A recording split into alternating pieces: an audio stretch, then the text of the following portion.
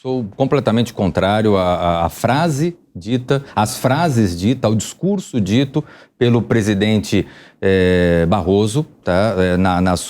Essas frases foram colhidas num discurso que ele fez na Europa, numa atividade acadêmica.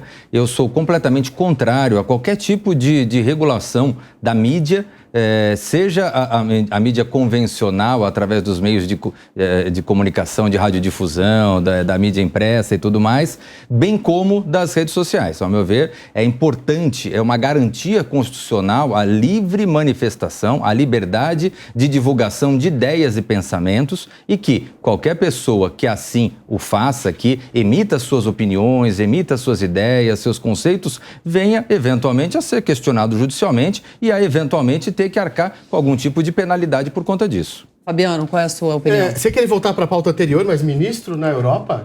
Quanto que ele estava gastando lá? O que será que ele comeu lá? Será que ele tomou champanhe? Será que ele tomou? E os gastos do STF? O número de funcionários? Enfim, não quero voltar para a pauta anterior. Comida, lagosta. Mas regulação é uma palavra que me assusta, me arrepia. Enquanto jornalista, eu acho que a gente tem que ter liberdade para tudo.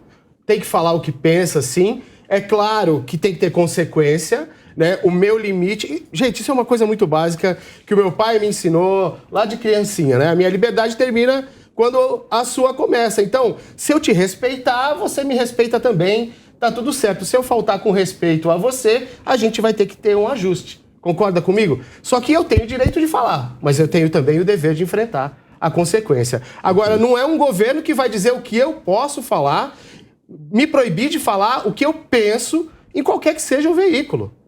Em qualquer que seja o veículo. A internet deu voz para um monte de gente aí que estava calada. A gente estava até discutindo isso rapidamente, né, Carla? Ali fora. Gente que talvez nem deveria falar, mas aí é outra discussão, né? Mas tem o direito de expor ali as ideias. A história, né? Eu defendo a liberdade de expressão, inclusive, para o imbecil exercer o direito de ser imbecil. Você tem o direito de ser imbecil. Você tem o direito de ser imbecil. Eu vou trazer até uma frase, Fabiano, para você continuar e concluir, que ele falou que eu achei mais grave ainda, que ele falou: o tamanho do fascismo no Brasil será visto em 7 de setembro. Isso é inacreditável. Não, isso é inacreditável. A manifestação de 7 de setembro do ano passado foi a manifestação mais pacífica, mais bonita que eu já vi. Com um monte de famílias, crianças, não teve um assalto, uma confusão. Aí eles falam que quer acabar com a democracia, que impede um voto auditável, que inclusive hoje assistindo 3 em 1 com a Cris, ela disse que... Quero perguntar para você depois, Cristiano, depois que o nosso querido Leonardo falar. Ela diz que tem um artigo lá no Código Eleitoral que diz que os votos têm que ser contados. É isso mesmo? Artigo 256, uma coisa assim. Ela falou até pra gente pesquisar. Mas eu preciso... Você quer falar mais alguma coisa, Fabiano, antes de eu passar pro Leonardo? Não, eu só queria concluir, né? Todo mundo tem o direito de ser imbecil onde quiser que seja. É basicamente isso. A gente não tem que ser proibido. Isso se começa a se proibir qualquer coisa, você começa a abrir precedentes. Né? Sim. E assim, não sou só eu que tenho que falar, você tem que falar, todo mundo tem que falar, né? Não dá pra gente... eu acho que o Brasil vai pra frente quando a gente coloca as ideias na mesa e chega num lugar comum, que seja bom pra todo mundo. Nisso a gente concorda, né, Leonardo? Que no último programa que a gente gravou, a gente falou, todo mundo tem que ter direito de discordar e conversar, se respeitar, porque é assim que se constrói as coisas. Mas, em questão ao Barroso, você acha que ele tá extrapolando os limites dele? Vamos ter consenso nesta mesa hoje, hein? Que beleza! Vou falar igual o Ricardo, essa mesa faz milagre. Você vai falar que esquerda é essa? Que esquerda é essa? Uma esquerda independente, uma esquerda que não depende de partido político, que não depende de grande empresário. Que diferença no primeiro programa? Não. É uma esquerda que pensa... Não, ninguém se ilude mais. Somos bem grandinhos. O poder do elogio. Você viu que você já mandou um elogio pra igual de cara? Somos bem grandinhos. Né? Mas tem que ter coerência. Acredito que tem que ter coerência. Apesar do respeito e estima que tenho pelo ministro Barroso, né? Que é um homem libado. Agora, essa fala dele foi infeliz. Essa fala dele foi extremamente infeliz. Você pode falar a maior groselha do mundo. Você pode falar o que você bem entender. Você tem que ter o direito de dizer isso. E nesse sentido, eu sou muito em relação à Constituição e à democracia norte-americana.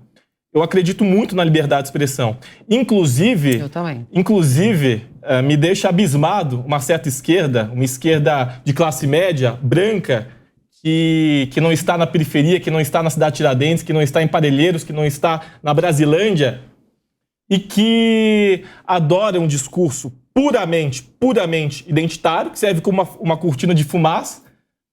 E não vale repetir o de quarta-feira. Que serve. Não vai repetir o discurso, porque a gente gravou um programa do Ricardo apresenta, e ele fez esse mesmo discurso. Que serve como cortina de fumaça. A esquerda do 15º andar. Não, a esquerda que serve como cortina de fumaça e defende, por exemplo, que o presidente Donald Trump seja censurado pelo Twitter. Eu não defendo isso. Seja pro Trump, seja pro Biden, seja pro Lula, seja pro Bolsonaro, todos têm que ter o direito pleno de dizer o que bem entenderem. E aí as pessoas, o eleitor, a sociedade civil, interpreta e vota da forma como bem entender. E as manifestações, que ele falou que dia 7 de setembro vão mostrar o que é o fascismo no Brasil. Você acha que a manifestação de direita é fascismo? Olha, é notório. Amar o Brasil é fascismo? Amar o dia da nossa independência é fascismo? Eu quero perguntar da manifestação, depois eu vou passar para vocês. Veja, é notório que existe um ou outro maluquinho, e a gente sabe disso, porque tem imagens disso, que existe um outro maluquinho que pede intervenção militar, que pede ditadura, volta de ditadura, inclusive... pede em 142, né? Artigo 142, mas isso é constitucional. Tem maluquinho que pede ditadura. Você sabe muito bem que tem doidinho que pede ditadura.